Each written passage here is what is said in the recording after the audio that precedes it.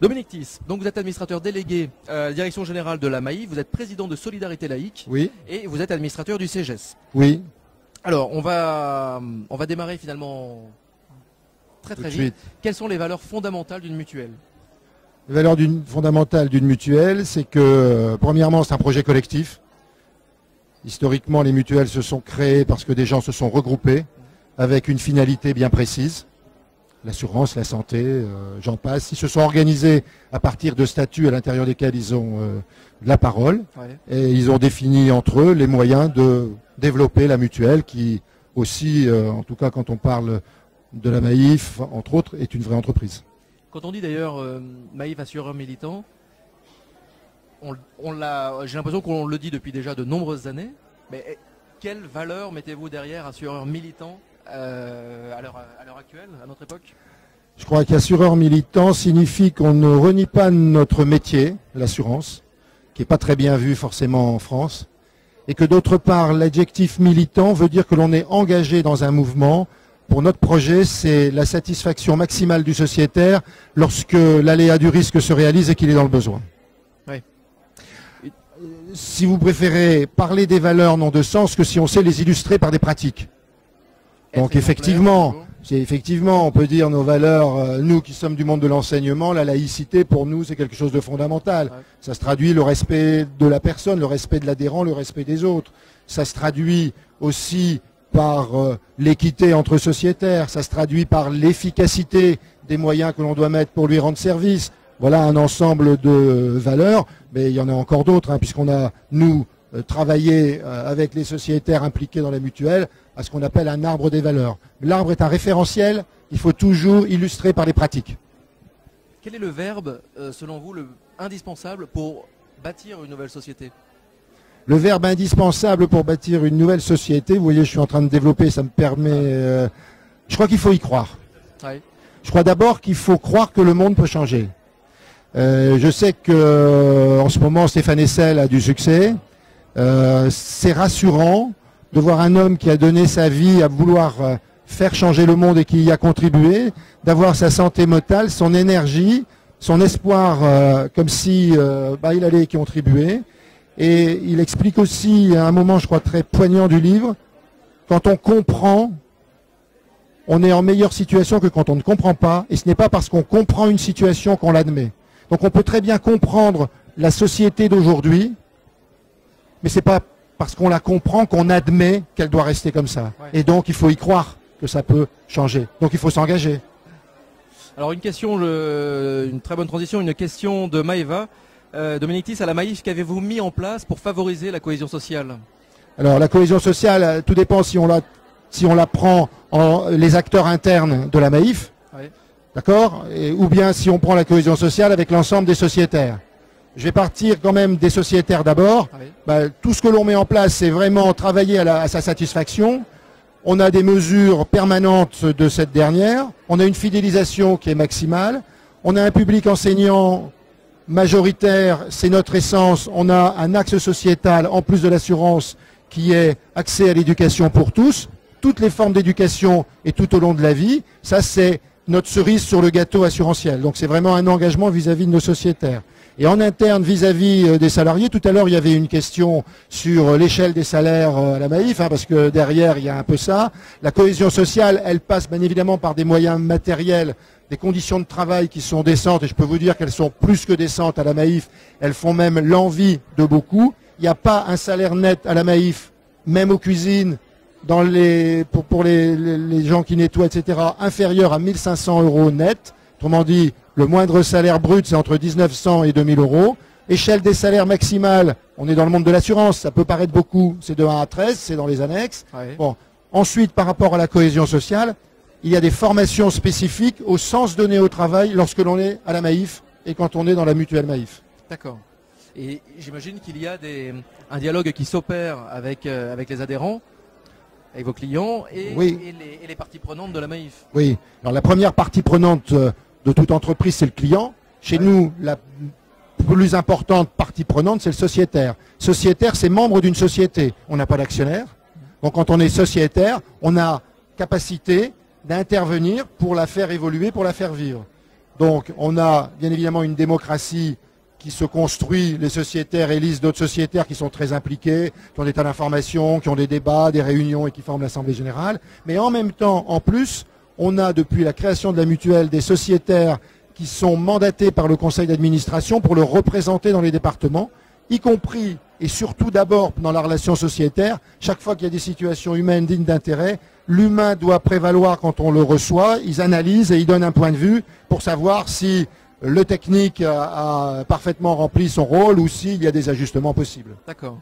Nous avons une question également qui fait référence sans doute à votre intervention tout à l'heure, donc à l'UNESCO. Entre performance économique et cohésion sociale, quelle place pour l'homme? Ça, c'était le thème de la conférence à laquelle Dominique Thys a participé avec Jean-Marc Borrello, Jean-Guy Henkel et Arnaud Moreau.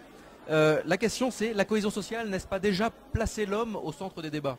Finalement, n'est-ce pas dans l'expression cohésion sociale? Si.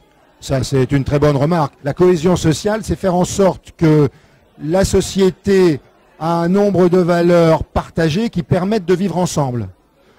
On voit bien que le débat auquel j'ai participé tournait autour de l'insertion des publics en difficulté, parce qu'il y a énormément de chômage. Comment réinsérer des gens en désespoir social? On voit bien que l'humain guide l'activité.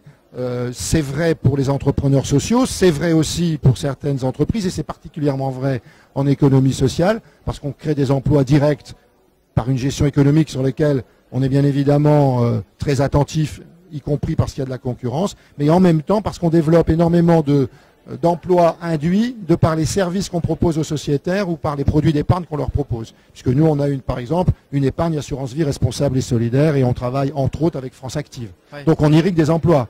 On a un livret d'épargne autrement qui consiste à aider une association à fabriquer des livres pour déficients visuels. Il travaille avec une entreprise d'insertion en Bourgogne. Voilà 2 exemples, mais je pourrais en prendre un 3e. Dans nos contrats, lorsqu'il y a un accident grave, l'assistance à la personne est toujours proposée plutôt que de faire un chèque. Faire un chèque, débrouille-toi, on a bonne conscience. Oui, c'est pas ça. Non. Quels sont vos besoins? Je dois conduire mes enfants à l'école, ou j'ai besoin 2 heures, 3 heures d'une femme de ménage. Et quand vous multipliez le nombre de situations, vous avez des centaines de milliers d'heures qui sont payées à des personnes qui sont dans des associations. Et pour la plupart, pour beaucoup d'entre eux, je ne connais pas le nombre, mais beaucoup d'entre eux sont en réinsertion. Donc il y a l'action directe sur l'emploi, il y a l'action indirecte. Parce qu'on a donné le service à tout le monde et qu'on a mutualisé la recette, ça peut permettre d'organiser les dépenses en les orientant vers ceux qui en ont besoin et de faire travailler des personnes qui, sans ça, n'auraient pas forcément eu d'emploi. Vous y avez fait une légère allusion tout à l'heure, le monde de l'assurance n'a pas forcément très bonne presse. On a l'impression que le public, il y a eu une sorte de rupture avec le monde bancaire et le monde de l'assurance. Comment faire pour un assureur, pour redorer son blason et pour lui montrer que finalement c'est pas forcément si simple? Je pense que je vais parler de la Maïf et des mutuelles en général. Les mutuelles, c'est quand même, je crois que c'est toutes les mutuelles, c'est un véhicule sur 2 et une maison sur 3. Donc elles sont dans le marché bien au-delà de leur influence en nombre d'emplois, je dirais, par rapport aux autres sociétés d'assurance. Donc les mutuelles, en général, pour les mutuelles d'assurance, c'est ça. Les mutuelles santé, c'est plus de 60% en couverture complémentaire qui ont choisi une mutuelle. Il y en a qui n'en ont malheureusement pas, et il y en a qui choisissent des sociétés privées. Mais pour ce qui concerne la Maïf, toutes les études que l'on a et qui apparaissent dans le grand public, on a eu 7 années de suite le premier prix de la relation client en assurance et 2e, toutes catégories confondues.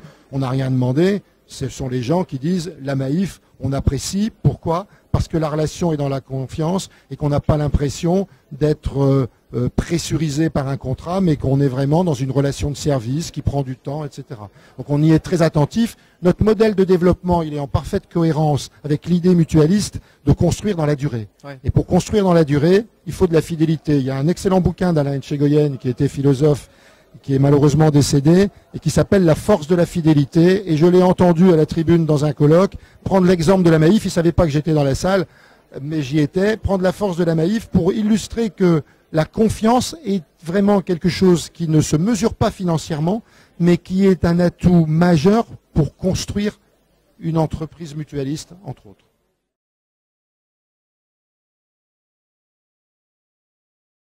Vous savez, je suis prof au départ, hein, je ne suis pas un assureur. Donc au moins, voilà, il y a une pensée derrière. C'est pas comme ça. C'est pas un discours préfabriqué a priori. C'est naturel parce que vous m'interviewez, mais c'était pas préparé, je découvre tout. C'est l'esprit Web TV justement. Bah oui, bah c'est ça Internet. Ma dernière question pour clore notre petite interview. Comment faites-vous pour garder votre enthousiasme? Comment faites-vous pour ne pas baisser les bras parfois? C'est une question bizarre. Je me protège. C'est-à-dire que, ça va peut-être con ce que je vais dire, mais je suis toujours amoureux de ma femme et de ma famille et je consacre vraiment du temps à ma famille le week-end. Je rentre tout à l'heure, là c'est exceptionnel que je sois en représentation Maïf quand même, quelque part le samedi. Je rentre, la serviette reste dans un coin, elle ressort le dimanche soir pour préparer la semaine et je passe du temps avec eux, beaucoup. J'ai une petite fille qui va être là ce soir et on va pouponner et ça... Je disais tout à l'heure aux deux jeunes femmes qui m'accueillaient, je leur disais, protégez-vous, méfiez-vous du stress et de tous les besoins induits qu'on vous donne pour briller, parce que vous allez perdre derrière votre équilibre. Or, vous, votre projet de vie, il est jusqu'à 100 ans, 150, enfin 150 c'est peut-être exagéré, mais il est vraiment à long terme. Hein, aujourd'hui, toutes les courbes démographiques disent, quand on est jeune, quand on a 20 ans, l'espérance de vie est au-delà de 90 ans. Protégez-vous, ne négligez pas votre vie tout en donnant aux autres. La route est encore longue parce qu'on n'est pas totalement encore entré dans une société qui laisse la place au décrochage. Justement. Mais là, vous me donnez la balle et je rebondis. Moi, je suis d'abord un prof, je suis d'abord un enseignant. Si vous croyez que l'éducation coûte cher, essayez l'ignorance. Je crois que c'est Lincoln qui disait ça. Éduquer, c'est pas simplement instruire. Éduquer, c'est apprendre l'ensemble des paramètres de la vie. Et je ne saurais que trop inciter, puisque nous sommes à l'UNESCO, nos internautes à aller sur le site de UNESCO, de taper les 7 savoirs fondamentaux pour l'éducation du futur d'Edgar Morin. Et je crois qu'ils auront un élément de réflexion pour conduire leur vie vraiment au top. On en parlera demain avec Georges Haddad qui va représenter l'UNESCO pour dialoguer avec vous tout à l'heure. Voilà. Merci Dominique Thys, merci beaucoup. Merci Éloi. Vous êtes prêté au jeu de la petite Web TV. Naturellement. Donc vous étiez en direct sur Twitter, Facebook, le site d'Ecolo Info et le site du Crédit Coopératif. J'irai voir ça ce soir. Belle population. Au revoir. Au revoir, merci beaucoup.